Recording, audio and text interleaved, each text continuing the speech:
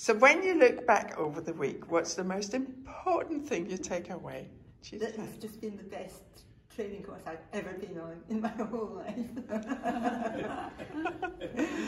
Okay, Mary? I have discovered that I am and that I can. Fatima. It's the best gift that happened to me for the last couple of years now. I mean, it's just the best thing to treasure for the future as well. Thank you. Yeah, wonderful. What? I've discovered some awesome people and some awesome trainers, and more than that, I've discovered awesome me. I've discovered new friendships and bonds, and I think that's going to go a long way. And I've discovered just filling your heart with laughter really changes everything.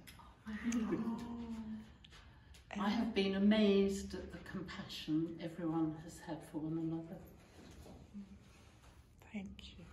And I have so enjoyed so much love that just fills this wonderful space. So much love from each and every one of us to each and every one of us.